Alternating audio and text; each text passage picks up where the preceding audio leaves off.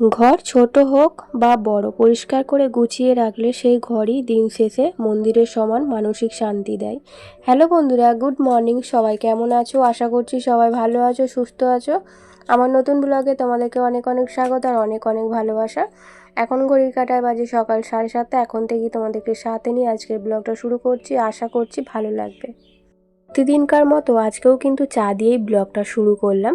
তো উঠে আগে ব্রাশ করে নাইটিটা চেঞ্জ করে চলে এসেছি চা করতে। চা খেয়ে আজকে অনেক কাজ আছে, প্রচুর কাজ আছে। রান্নাবান্না তো আছে, তার সঙ্গে ঘরের অনেক কাজকর্ম আছে। ঘর দালান নোংরা হয়ে থাকলে তো আমার একদম ভালো লাগে না। তো সব সময় চেষ্টা করি যতটুকু পারি ঘর দালান সবসময় পরিষ্কার পরিপাটি করে রাখার চেষ্টা করি। তো এদিকে সবার আগে কলে জল চলে এসছে, রান্নার জন্য জলটা ভরে রাখতে হবে। এবেলা যা জল আছে হয়ে যাবে, কিন্তু রাত্রিরের জন্য জল নেই, তো তাই জন্যে আগে জলটা ভরে নিই, তারপর হচ্ছে বাকি কাজকর্মগুলো করব। আর এদিকে দেখো সকালবেলা তো ওই যে স্ট্যান্ড ফ্যানটা বাইরে বার করে দিই, আর এখানে রাখলে আমার অসুবিধা হয় ঘরের কাজকর্মগুলো করতে, ঘর ঝাড়ু দিতে, মুছতে। তাই সকালে উঠে বার করে দিই, চা খাওয়ার পর তারপরে ওই ঘরে রেখে আসি। তো অপেক্ষা করি হাজব্যান্ড যদি আর কি রেখে দিয়ে আসে। আসলে পাখাটা এত ভারী না, আমি চাগাতেই পারি না। তো তাই জন্য মাঝে মধ্যে আবার হাজব্যান্ডকে বলি, আর ওখানটায় রেখে দিই কেন বলো তো, যাতে আর কি হাজব্যান্ড উঠে আর কি সকালবেলা পাখাটা ওই ঘরে দিয়ে আসে। কিন্তু ও মাঝে মাঝে দিয়ে আসে, আবার মাঝে মাঝে ওর মনে মনে থাকে না, তখন আবার আমাকে করতে হয়। আর এই যে দেখো গাছগুলো হচ্ছে কয়েকটা পাতা একদম শুকিয়ে গেছে, তো সেই পাতাগুলো কাঁচি দিয়ে কেটে দেবো। গাছের মধ্যে হলুদ পাতা থাকলে দেখতে ভালো লাগে না, তো যখনই এরকম হলুদ পাতা থাকে তখনই কিন্তু আমি কাঁচি দিয়ে কেটে দিই। তো এর আগের দিন বলেছিলাম দুটোর মতো গাছ আমার নষ্ট হয়ে গেছে। তো এই গাছগুলো না খুব যত্ন করে সাবধানে রাখি, তো যাতে না এই গাছগুলো আর কি নষ্ট হয়। তো অনেক টাকা দিয়ে গাছগুলো কিনে আসি, টাকার থেকে বড় কথা গাছকে আমি খুব ভালোবাসি। একটা গাছ যদি নষ্ট হয়ে যায় না, আমার মনটা খুব খারাপ হয়।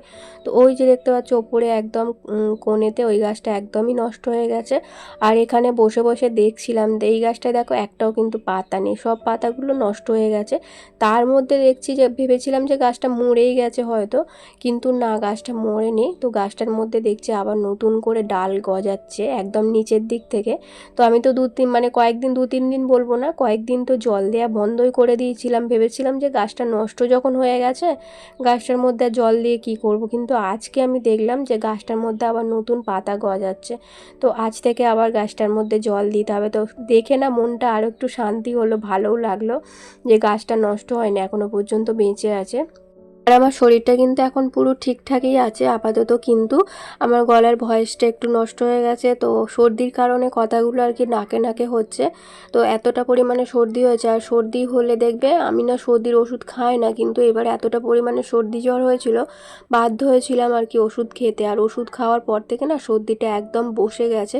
তো একদম গলার মধ্যে যেন সর্দি বসে আছে, কথা বেরোতে চাইছে না গলা থেকে। আর আজকে তোমাদের বললাম না অনেক কাজ আছে, এই যে দেখো কি কাজ আছে দেখো। তো কয়েকদিন ধরে তো ঘর দালান ঘর রান্নাঘর সবই পরিষ্কার করছি, দালানটাও করেছি, কিন্তু এই ঝুলগুলো একদমই পরিষ্কার করা হয়নি। তো দেখছি অনেকটাই আর কি ঝুল জমে গেছে, তাই জন্য আজকে দালানটা না একদম ভালো করে ডিপ ক্লিন করব।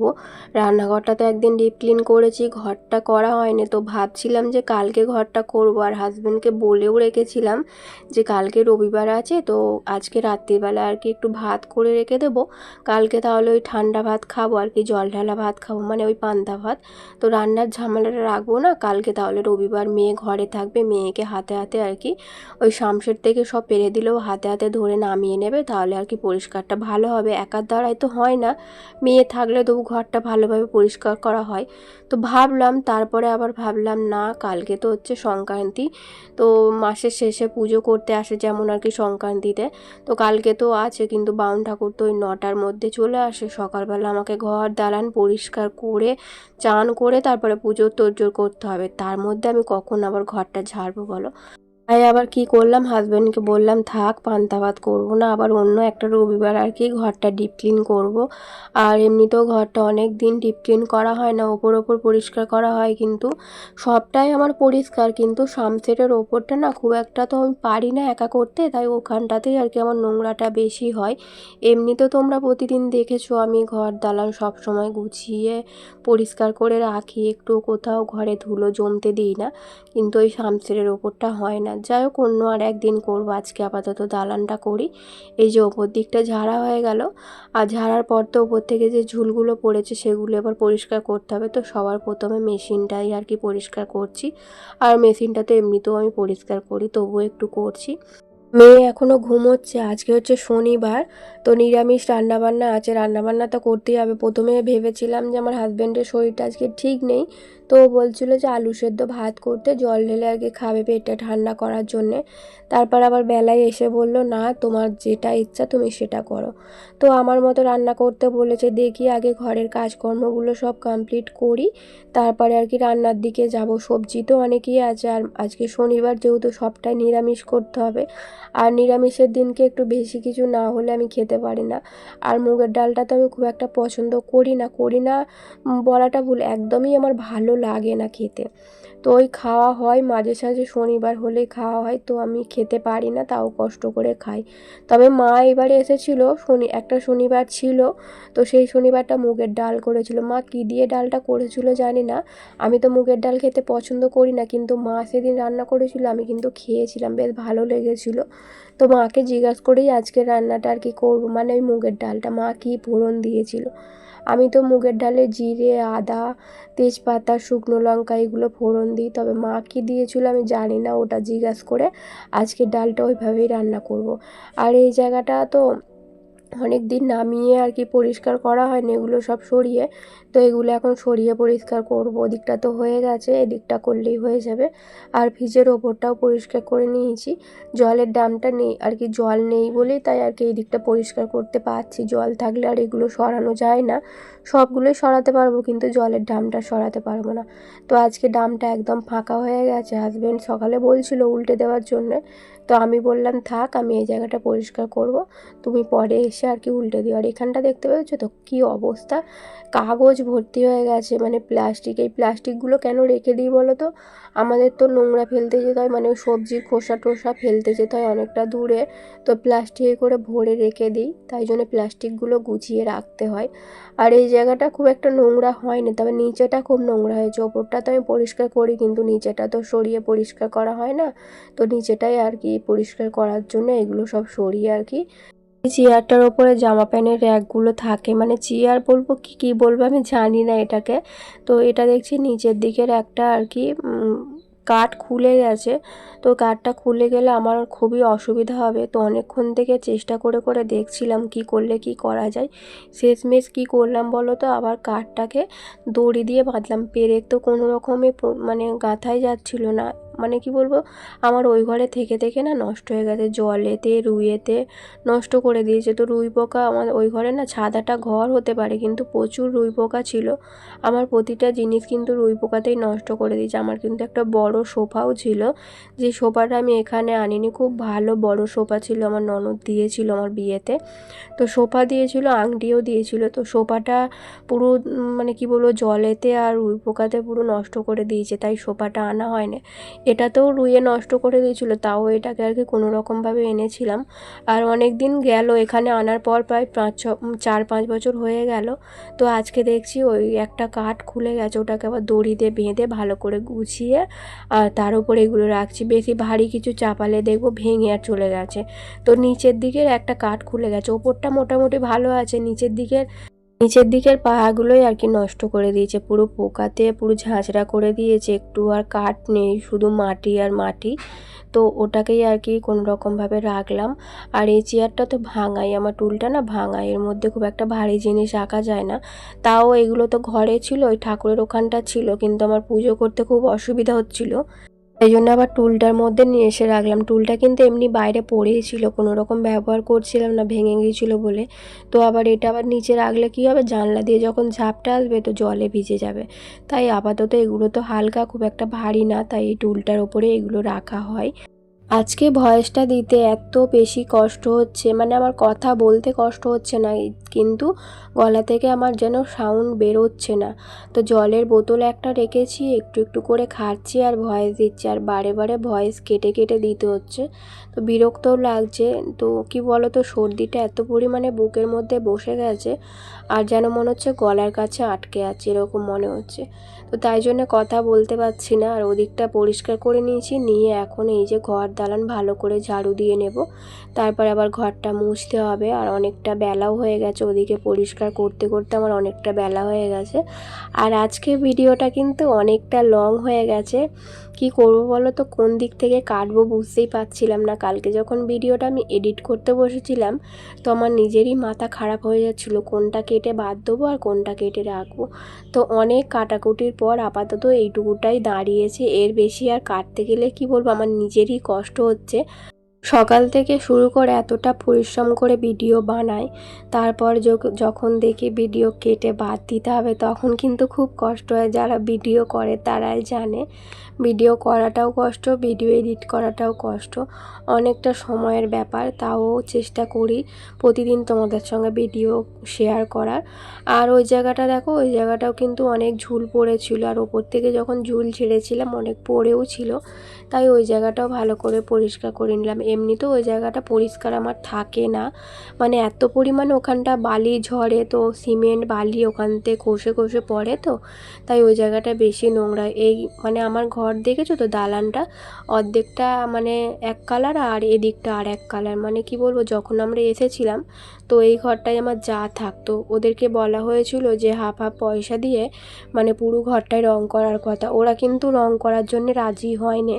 তো তাই কি করেছিলাম, আমরা আমাদের মতো অর্ধেকটা ঘর রান্নাঘর রং করে নিয়েছিলাম, আর ওদিকটা করা হয়নি। তারপর ওরা যখন ওদের মানে জায়গা কিনে ওরা চলে গেল, তখন আর কি বলবো, আমাদের পয়সা ছিল না হাতে, তাই ওদিকটা রং করা হয়নি। তো আবার যখন হাতে পয়সা হবে তখন ওদিকটা ভালো করে রং করব। শুধু ওদিকটা করব না, পুরো ঘরটাই ভালো করে করা হবে। আর এই ঘরটা রং করা হয়েছে 4 বছর হয়ে গেল, 4 বছরের মধ্যে দেখছি চারিদিক থেকে মানে বালি ঝরে ঝরে পড়ছে। কি বলো তো, আমরা যখন আর কি এই ঘরটা রং করতে মিস্ত্রিকে দিয়েছিলাম, তো একরকম বলে দিয়েছিলাম, সেরকম আর কি অনুযায়ী কাজ করেনি, তাই আর কি রংটা বেশি দিন টেকসই হয়নি। আসলে কি বলো তো, সামনে দাঁড়িয়ে থেকে কোনো কাজ করালে সেই কাজটা একরকম হয়, আর দূর থেকে বলে বলে করালে সেই কাজটা একরকম হয়। জানে বাড়িতে কেউ নেই, লোকজন নেই, বলার কেউ নেই, যেমন খুশি করে করে দিয়ে চলে যায়। তো সেরকমই একটা করেছে, মানে গাফিলতি করে করেছে। কি বলবো, কাজে কোনো রকম মন ছিল না, যেমন তেমন করে করে দিয়ে চলে গেছে। আর এই 3-4 বছরেই দেখছি আমার ঘরে চারিদিক থেকে সিমেন্ট বালি খসে খসে পড়ছে। এখন আর ওই ঘরটা দালানটা রং করব না, একবারে যখন পুরো ঘরটা করতে পারবো তখন আর কি করব। কি বলো তো, এখন আবার ওই ঘরটা করব, আবার পরে এই ঘরটা করব, একটা কেমন কেমন ব্যাপার না। তাই যখন একবারে করব ভালোভাবেই করব, সুন্দর করে করব, তাতে কিছুদিন সময় লাগুক, ভালো করে করব। তাই এখন আর কিছু করার ঝামেলা করছি না। তবে হাজব্যান্ড বলেছিল ওই ঘরে দরমাটা খুলে একটা প্লাই লাগাবে, কিন্তু প্লাই লাগিয়ে কি করব বলো, ঘরের অবস্থা তো খুব খারাপ, ওপরটা পরিষ্কার করে কি করব। তো যখন করব একবারই করব। হাজব্যান্ড কিন্তু খুব করছিল করার জন্য, আমি কিন্তু হাজব্যান্ডকে করতে দিইনি। আমি বলেছিলাম আমরা যেই ঘরে আছি ওই ঘরটা দরমা থাকবে, আর ওই ঘরটা কাজ করি, ওই ঘরটা তুমি সুন্দর করে সাজাবে, তো থাক। ওই ঘরটা তো আমি শুধু কাজ করি, ওই ঘরটা ব্যবহার করা হয় না, ওই ঘরটা এখন ওরকমভাবে নতুন করে সাজানোর কিছু নেই। যখন করব একবারে একদিক থেকে করব। তাই আর হাজব্যান্ড এখন মাথা মারছে না, নইলে খুবই করেছিল করবে বলে। তো যাই হোক, এখন এই বাসনগুলো আর কি সকালে মেজে রেখেছিলাম, কিন্তু জল ঝরানোর জন্য উপর করা হয়নি, তো এখন এই জায়গাটা উপর করে দেবো। আর জুতোর র্যাকটা খুব একটা নোংরা হয়নি, তো ওপরটা একটু ধুলো পড়েছিল তাই ঝেড়ে দিলাম। সমস্ত ঘরের কাজকর্ম মিটিয়ে আমি পুরো হাঁপিয়ে গেছি, এত গরম এত গরম, ঘরের কাজকর্ম করতেই পারছি না। এখনও পর্যন্ত টিফিন করা হয়নি, আর খুব কষ্ট হচ্ছিল বলে পাখাটা চালিয়ে একটু বসলাম। আর আমি কিন্তু খালি পেটে খুব একটা জল খাই না, তবে আজকে অনেক কাজ করেছি তো খুব জল তেষ্টাও পেয়েছিল, তাই বসে এখন অনেকটা জল খেয়ে নিলাম, নিয়ে তারপরে চলে এলাম বিছানাটা গোছাতে। এখন বাজে প্রায় 10টা কি 10:30 হবে। তো এখন এই যে রান্না বসাবো, আজকে অনেক রকম পদে রান্না হবে। তো এদিকে হচ্ছে সোনামুগের ডাল ভেজে সেদ্ধ বসাবো, তারপরে কেটেছি পটল, কাঁকরোল, আলু, তরুলি, এগুলো আর কি একসঙ্গে মিশিয়ে ভাজবো। আর করব ঢেঁড়স আলুর ঝাল, আর হচ্ছে মেয়ের জন্য করব কচু সেদ্ধ। তো আমার মেয়ে তো কচু সেদ্ধ খেতে ভীষণ ভালোবাসে। তো এত রকম পদে রান্না হচ্ছে, তো হাজব্যান্ড খেতে বসেই বলবে যে এত রকম কেন রান্না করেছো। আর এখন এই যে রান্না বসিয়ে দিয়ে ওদিকে ডাল ভাত সেদ্ধ করতে বসিয়ে এখন এই যে টিফিন নিয়ে বসেছি, একটু পাউরুটি কলা আর আম। তো শশাগুলো কেটেছিলাম খাবো বলে, কিন্তু এত তেতো যে খাওয়াই যাচ্ছে না, শেষমেশ ফেলে দিলাম। আর মেয়েও টিফিন করে নিল, তো একসঙ্গে টিফিন করে এখন এই যে টিফিনের যে কটা বাসন ছিল সেগুলো মেজে নিচ্ছি।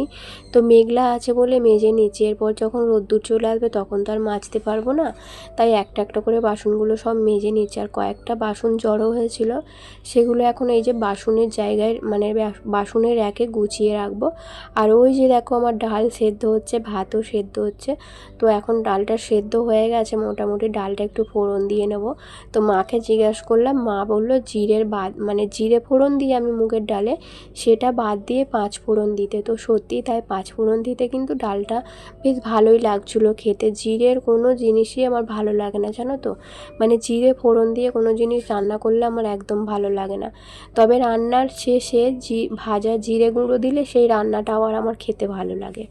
তো ওদিকে ডালটা করে নিলাম, নিয়ে এই যে পটলটা ভাজবো, পটলটা ভাজা হলে তারপরে কাঁকরোল আলুটা ভাজবো, সব শেষে ঢেঁড়সের ঝালটা করব। একটু চাটনি হলে ভালো হতো, কিন্তু চাটনিটা কী দিয়ে করব বলো। তো আমরা কিনা আছে, কিন্তু বড়রা বলছিল যে এই মাসে নাকি আমরা খেতে নেই। তো এত মানে গোটা মাছটা পেলে এলাম আর মানে না খেয়ে এলাম, আর একটা দিনের জন্য আবার আমড়াটা খাবো, তাই ভাবলাম থাক আর আজকের দিনটা আর খাবো না, কালকে যদি পারি একটু চাটনি বানাবো। আর এই যে দেখো সমস্ত রান্না হয়ে গেছে, এখন এই ঢ্যাঁড়সের ঝালটা করলে হয়ে যাবে। আর ভাতের মধ্যে কৌটোয় করে দিয়ে দিয়েছিলাম কচু সেদ্ধ। তো এমনি আলাদা করে দিলে কী হবে, ভাতটা কেমন একটা হড়হড় করে, তারপরে কালো হয়ে যায়, তাই কৌটোয় করে দিই। যে কোনো সেদ্ধ জিনিস আমি কৌটোয় করে দিই, কচু তারপরে ওল এগুলো কৌটোয় করে দিই। এখন এই যে গাছে ফুল হয়েছিল তুলে নিয়ে এসে পুজো করতে বসলাম। তো বন্ধুরা চলো আজকের ব্লগটা এই পর্যন্ত।